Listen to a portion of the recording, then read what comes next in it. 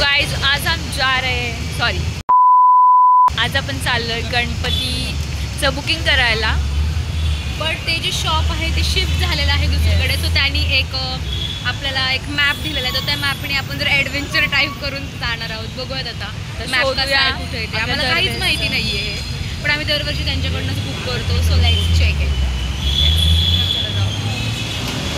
इथेच होतं ना, इथे होतं सो गाईज इथेच होतं आपलं, पण आता तिथं नाही आहे. सो आता आपण बघूया, फोटो काढून सो आपल्याला मॅप भेटला इथे. आता आपण ॲडव्हेंचर छोटंसं करत करत आता हे शोधूया. सो गाईज इथं गुगल लोकेशनचा पण आपल्याला स्कॅनर दिसतो. आपण गुगल लोकेशनच बघूया. गुगल लोकेशनवर बघायला लागेल.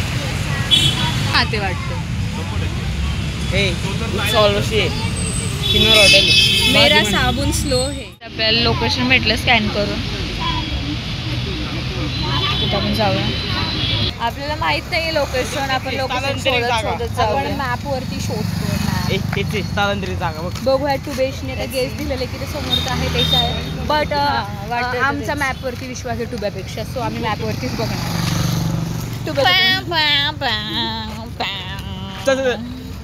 खरे ढोबळे बंद होतं का काय त्या फोटो मध्ये असेल ना.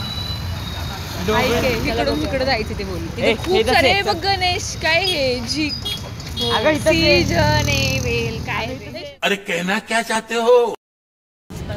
गाईज सापडले फायनली. टुब्याचा गेस खरा ठरला.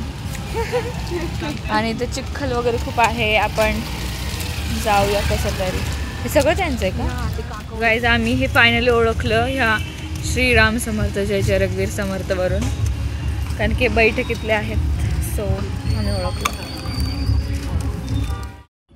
आत गेल्यावर एकूण एक सुंदर मूर्त्या दिसल्या, पण आमच्या समोर सर्वात मोठा प्रश्न हा होता की ह्यातली नक्की घरी कोणती न्यायची. आणि ह्या 3 मूर्त्या अगदी मनाला भावणाऱ्या होत्या.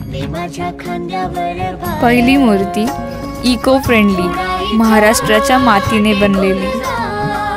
दुसरी मूर्ती फुलात बसलेली. आणि तिसरी अगदी गोंडस दिसणारी मूर्ती. पण शेवटी आम्ही चूज केली आपली मातीची मूर्ती.